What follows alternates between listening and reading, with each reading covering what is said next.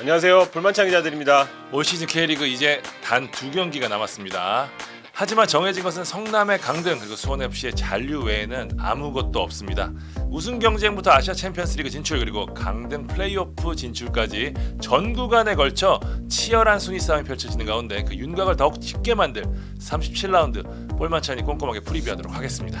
네, 첫 경기는 오후 2시 수원 월드컵 경기장에서 열리는 수원과 수원FC의 경기입니다. 시즌 마지막 수원 더비입니다. 양 팀의 분위기 하지만 극명하게 상반됩니다. 수원은 절체절명의 위기를 맞는 상황인데요. 주중 대구와의 경기에서 1대2로 패하면서 점점 플레이오프가 현실화되고 있습니다. 승점 38, 9위 서울과의 승점 차가 5점인 만큼 남은 경기에서 모두 승리하고 서울의 상황을 지켜봐야 하는 그런 절박한 처지입니다. 네. 반면 수원FC는 성남의 2대1 승리를 거두면서 승점 48점, 10위 수원과의 승점 차를 10점으로 벌리면서 남은 경기와 상관없이 잔류를 확정지었습니다. 수원FC는 단 1점 차로 강원에 밀려 아쉽게 파이널 A행에 실패했지만 잔류라는 소기의 성과를 이뤄냈습니다. 때문에 아무래도 수원 위주로 이번 경기 볼 수밖에 없겠죠. 수원 최근 5경기에서 단 1승밖에 없습니다. 1승 1무 3패. 수원의 키는 이제 공격보다는 수비가 쥐고 있다라고 설명할 수 있을 것 같은데요. 공격은 어느 정도 실마리를 찾았습니다. 대구전에서 오영규가 빠지기는 했지만 그래도 여러 차례 좋은 기회를 만들었거든요. 이기재의 킥도 날카로웠고 후반 들어온 사르치의 플레이도 좋았고요. 4-4-2 시스템이 자리 잡으면서 공격적으로는 괜찮습니다. 네. 지난 대구전에서 오영규의 부재로 마무리가 아쉬웠지만 이날 수원 더비에는 오영규가 복귀를 하죠. 헌데 수비가 좀 기복이 심합니다. 수비가 버텨주는 날은 승점을 따는데 그렇지 못한 날은 어김없이 패합니다. 아직 선수 개인의 힘에 좀 의존하는 모습인데 고명석이나 불투이스가 잘하는 날에는 수비가 괜찮은데 그렇지 않은 무너지는 모습 보이고 있거든요. 특히 대구전에서는 이종성의 이탈이 좀 크게 느껴졌습니다. 세징야를 제어하는 데 어려움을 겪었고 하지만 이날 수원 더비에는 이종성이 돌아오기 때문에 수비나 전개 면에서 한층 좀 나아진 모습을 보이지 않을까 싶습니다. 이종성의 복귀로 힘을 얻게 됐는데 중원의 또 다른 축이죠. 정승원이 이번에 빠지게 되는 만큼 이병문 감독의 고민이 클 것 같습니다. 일단은 사리치 아니면 한석종이 그 자리를 메울 것으로 보입니다. 수원FC는 잔류를 확정지은 만큼 한층 홀가분한 상황에서 두 번째 미션 이승우 득점왕 만들기에 주력할 것으로 보입니다. 네. 이승우가 14골로 주민규의 2골 뒤진 득점 2위에 자리했거든요. 막판 몰아치기를 한다면 뒤집기도 가능한데 이승우가 성남전에서도 몸놀림 자체는 괜찮았거든요. 여기에 이제 라스, 김현, 무릴로 같은 선수들이 적극적으로 지원을 해주면은 훨씬 더 득점 기회가 늘어나지 않을까 싶은데 일단 수원FC는 1호탈, 2탈 선수 없이 베스트 전력을 내세울 수 있는 상황입니다. 최근 수원 더비는 수원FC의 절대 우위입니다. 지난 시즌 3승 1무로 또 절대 우위였는데 수원FC 시즌 첫 수원 더비에서 올 시즌 0대1로 패하긴 했지만 이후 두 번의 경기를 모두 승리로 장식을 했습니다. 스코어도 3대0, 4대2 모두 대승이었고요. 수원FC는 지난해부터 올 시즌 6번의 맞대결에서 수원을 상대로 무려 14골을 퍼부었습니다. 그 정도로 강했거든요. 수원이 이런 수원FC의 공세를 어떻게 막을지가 이날 중요한 포인트가 될 전망인데 그런 의미에서 수원은 불투이스의 역할이 중요해 보입니다. 수원FC가 기본적으로 라스나 김현의 높이를 활용해서 이 박스 안까지 접근하는 스타일이잖아요. 여기서 어떻게 제어해주냐가 포인트가 될 것 같고요. 수원FC는 앞서 말씀드린 대로 이승우가 득점왕에 근접할 수 있을지 일단 이승우는 앞선 수원과의 세 번의 경기에서 1골 1도움을 기록했습니다. 이번 경기 스카이스포츠에서 생중계됩니다. 예측해보겠습니다. 무승부하겠습니다. 수원이 절박하기는 하지만 상성상 이기기는 쉽지 않아 보입니다. 저는 수원 승 찍었는데요. 동기부여, 오영규의 복귀 그리고 홈팬 열기를 감안했을 때 승리 가능성이 조금 더 높아 보입니다. 두 번째 경기 가도록 하겠습니다. 같은 시각 춘천 송암운동장에서 열리는 강원과 울산의 경기입니다. 포항 스틸리아드에서 우승 세레머니를 하려고 했었잖아요. 그런데 그 계획은 무승부와 함께 틀어졌습니다. 춘천 송암에선 가능할까요? 비교도 17년 만에 리그 우승을 확정하는 경기에서 울산이 강원을 상대로 무승부 이상의 결과를 낼 수 있을지 울산의 우승 확정 여부 아무래도 이 경기의 핵심 포인트로 보입니다. 그래서 지난 포항전과 마찬가지로 많은 취재진이 춘천을 찾을 것으로 보이는데요. 일전에 강원의 최용수 감독은 서울 원정 사전 인터뷰에서 이런 얘기를 한 적이 있습니다. 20명이 넘는 취재진을 보면서 강원은 2명 정도밖에 안 오는데 그러면서 한 말이 나는 주목받는 걸 좋아한다. 맞아요. 선수들도 주목받는 걸 좋아했으면 좋겠다. 이렇게 얘기했는데요. 이번 경기는 딱 그런 분위기를 연출하고 있습니다. 울산 팬, 전북 팬 뿐만 아니고 모든 중립 팬이 지켜볼 경기입니다. 울산부터 보면 울산은 3연승에 좋은 흐름을 타다 포항전에서 동점골 내주고 1대1 무승부 아쉬운 결과를 맞이했습니다. 그래도 시즌 막바지 정말 중요한 시기에 수비의 단단함이 생겨났고요. 우승 의욕 집중력까지 생겨난 모습입니다. 그 누구를 만나도 쉽게 패할 것 같지 않은 팀 분위기라고 할 수 있습니다. 최근 4경기 중 3경기에서 전반 선제골을 넣을 정도로 항상 문제가 후반에만 잘하는 문제가 있었는데 그것까지 치료가 된 그런 모습. 그러니까 홍명보 감독이 원하는 방향대로 경기가 흘러가고 있습니다. 그래서 당장 스쿼드에 변화를 주기보단 전북전과 포항전 멤버를 끝까지 밀어붙일 것으로 보입니다. 공격형 미드필더인 아마노와 센터백 정승현이 카드 징계로 빠지기 때문에 더욱 그런데요. 이선은 지난 2경기처럼 이청용, 박호, 이규성을 중심으로 꾸릴 것으로 보이고요. 정승현 자리는 임종은이 유력해 보입니다.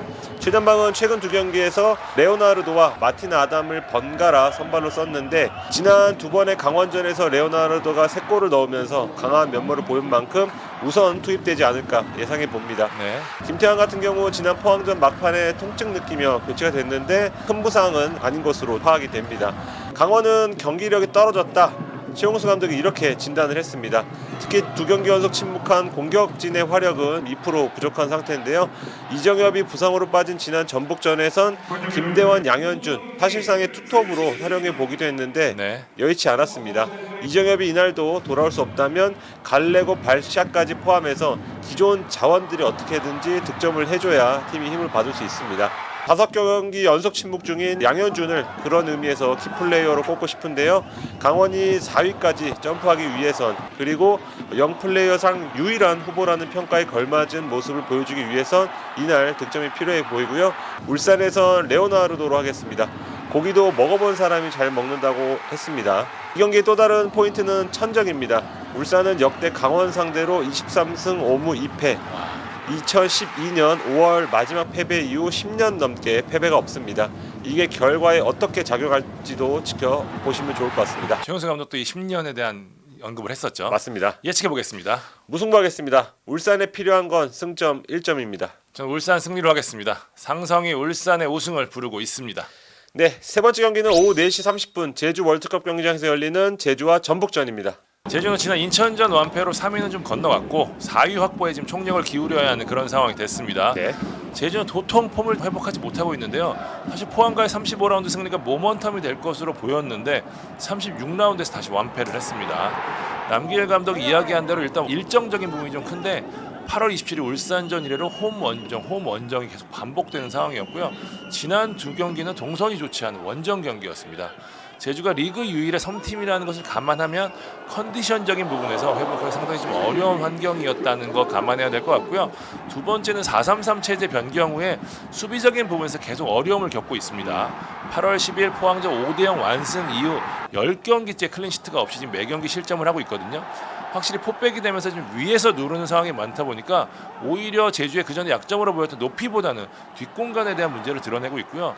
전문 수비수가 거의 없는 포백 라인을 짜다 보니 아무래도 좀 버티는데 어려움을 겪는, 그렇기 때문에 남길 감독의 고민이 클 수밖에 없는 상황입니다. 일단 지난 경기에서 쉬었던 최영준이 복귀해 중원과 뒷공간 문제를 잡아줄 것으로 기대를 모으고요. 전북은 지난 강원전에서 승리하면서 신락 같은 희망을 이어갔습니다. 네. 지난 강원전에서 바로 한교원, 맹성훈, 김진수, 윤영선 없이 신예 박성현까지 투입한 좀처럼 쓰지 않은 3백 카드로 이 궁여지책을 꺼냈는데 체력적으로도 힘든 상황에서 꾸역꾸역 승리를 따내는 모습을 보면서 역시 전북은 전북이구나 라는 생각이 들었습니다. 울산이 승점을 따내면 우승 경쟁이 끝나는 상황이지만 그래도 마지막까지 해보겠다는 선수단 내 의지가 아직 살아있다는 점이 고무적인 것 같고요. 전북은 바로와 윤영선이 돌아오는 만큼 지난 강원전보다는 스쿼드적으로 여유를 찾았거든요. 하지만 여전히 공백은 좀 큽니다. 그렇죠. 한교원, 맹성훈, 김진수는 부상으로 이번 경기도 쉽지 않고요. 홍정호도 퇴장 징계로 나설 수 없습니다. 한 가지 호재라고 한다면 전북은 조규성과 바로 콤비가 다시 선발로 나설 수 있거든요. 공격적인 부분에 기대를 걸고 있습니다. 수비적으로는 지금 3백과 4백 사이에서 마지막까지 고민할 것으로 보이고요. 지난 경기에서 관중석에서 경기를 지켜봤던 김상식 감독이 다시 벤치에 앉습니다. 제주와 전북 팽팽했습니다. 최근 6경기에서 2승 2무 2패. 올 시즌 제주가 전북의 2승으로 우위를 달리다가 지난 7월 맞대결에서 전북이 승리하면서 다시 균형을 맞췄는데요. 양팀 홈 원정 상승이 극명한데 제주는 최근 홈에서 5경기째 승리가 없습니다. 전북은 뭐 다들 올 시즌 아시다시피 원정 깡패 아니겠어요? 이 상승이 어떻게 이어질지 지켜봐야 될 것 같고요. 양팀 대결은 난타전보다는 한 방으로 승부가 갈리는 경우가 많다는 점에서 양팀 포워드를 키플레이어로 꼽도록 하겠습니다. 제주는 역시 주민기의 활약이 중요해 보입니다. 그렇죠. 주민기 올 시즌 전북전에서 3골을 기록 중이고 득점왕 2연패를 위해서 팀 전체가 지원에 나선 만큼 기회가 생길 것 같습니다. 주민규 기록 보니까 전북전에서만 6개의 공격 포인트를 기록 중이더라고요. 전북은 조규성 하겠습니다. 조규성이 어떤 활약을 펼치느냐에 따라 전북 득점력 수치가 달라진다는 점에서 역할이 중요한데 지난 경기에서 부분 로테이션을 통해서 조규성이 체력을 세이브했거든요. 좋은 컨디션으로 경기에 나설 것으로 보입니다. 이 경기 스카이스포츠에서 생중계됩니다. 예측해 보겠습니다. 무승부하겠습니다.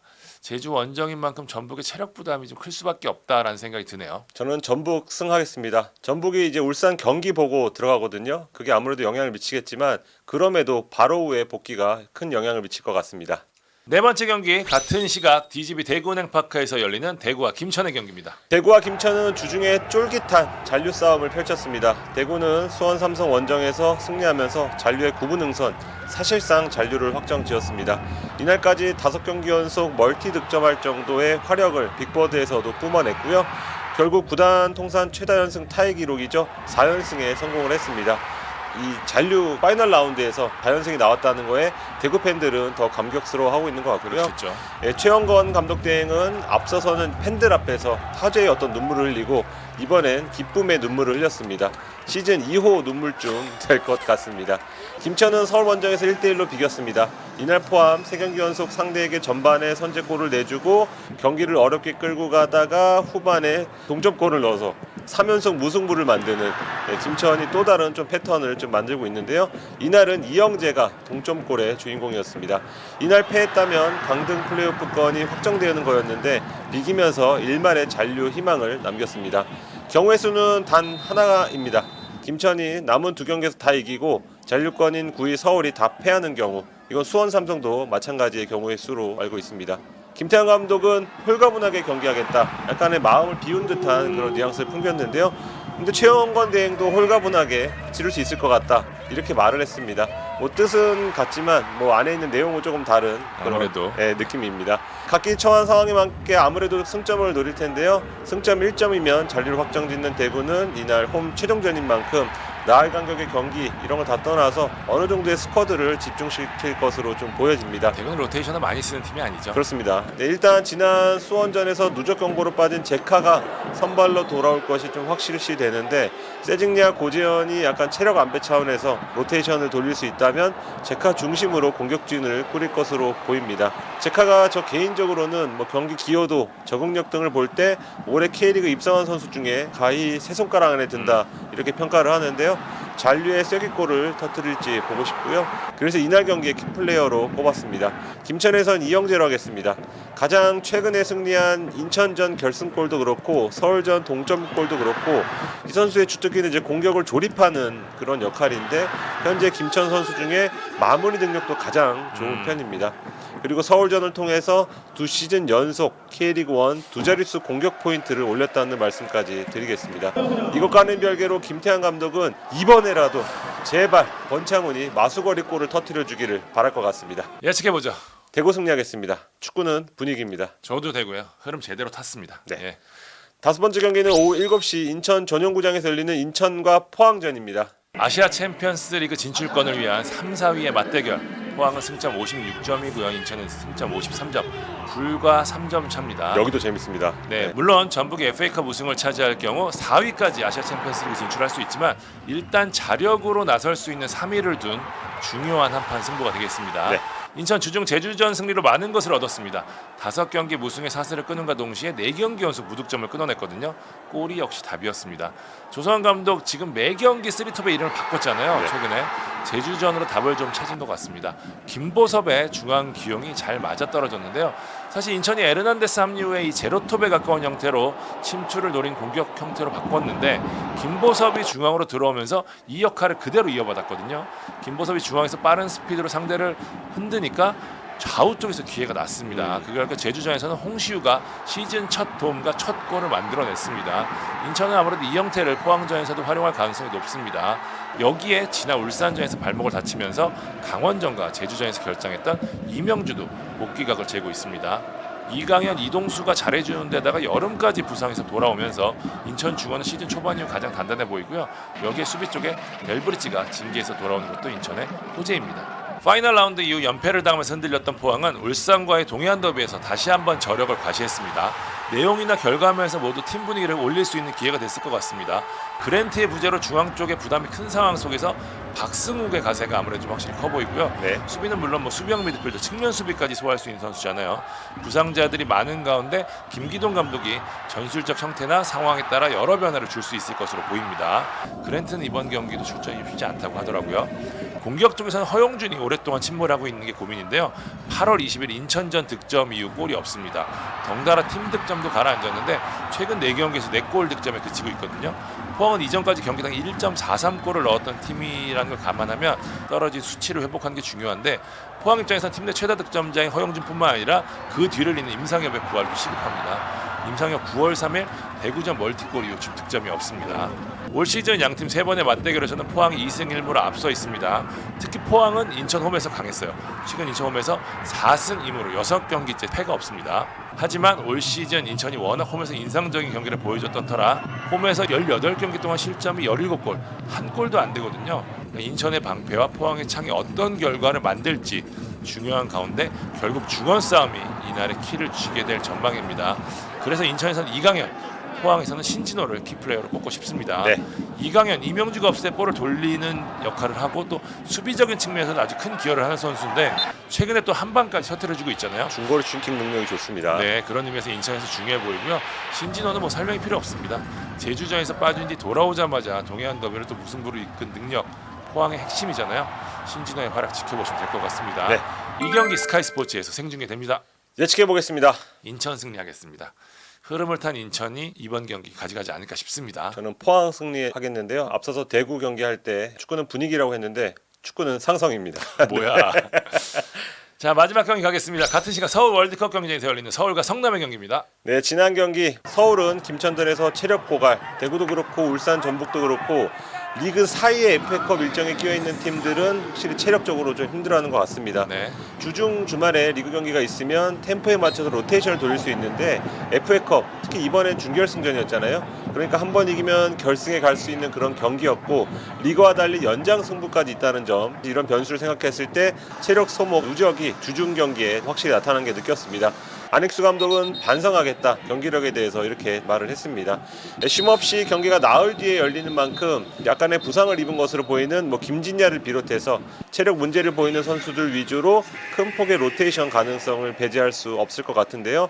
상대 성남의 경우 강등이 확정된 상태에서 이제 수원FC 원정 떠나서 마지막까지 싸우는 모습, 나름대로 괜찮은 경기력까지 보여줬습니다.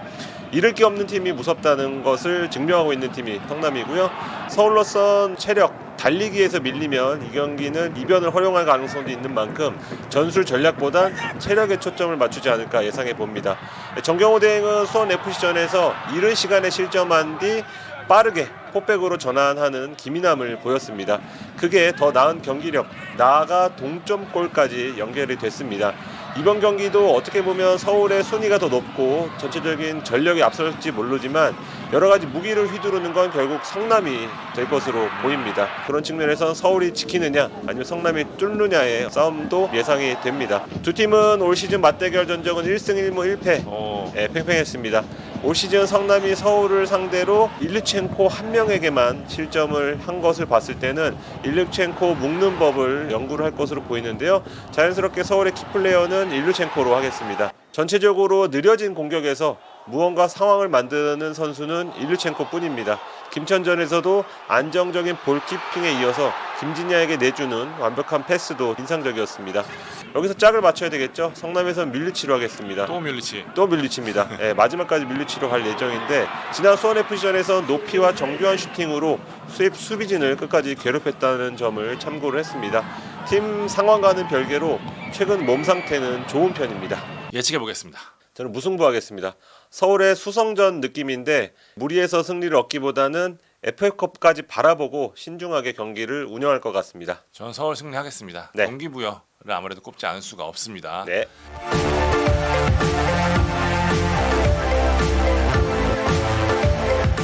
국내 최대 규모의 풋살 대회 슈퍼 관광자상 H컵 2022 남녀 성인부 예선이 종착역을 향합니다. 이번 주말 부산과 전주에서 마지막 지역 예선전이 펼쳐지는데요. 15일과 16일 양일간 HM 풋살파크, 부산 북구점 그리고 전주 완산점에서 진행이 됩니다. 15일은 슈퍼 관광자산 삼성생명 H컵 2022 게토레이 남자부, 16일은 슈퍼 관광자산 게토레이 H컵 2022 삼성생명 여자부로 진행이 됩니다. 이번 대회는 5대5 방식으로 조별리그를 거쳐 16강부터 결승까지는 토너먼트로 진행이 됩니다.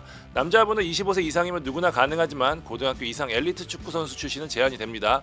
여자분은 20세 이상이면 누구나 가능하지만 대학 이상의 엘리트 축구 선수들은 팀당 1명으로 제한된다는 거 참고하시면 될 것 같습니다. 이번 대회가 국내 동호인 풋살 대회 중 최고 규모를 자랑한다는 게 우승 상금이 무려 100만 원, 준우승 50만 원, 3위에게는 30만 원이 주어집니다. MVP도 별도 시상이 있고요. 이 밖에 다양한 이벤트가 진행이 됩니다.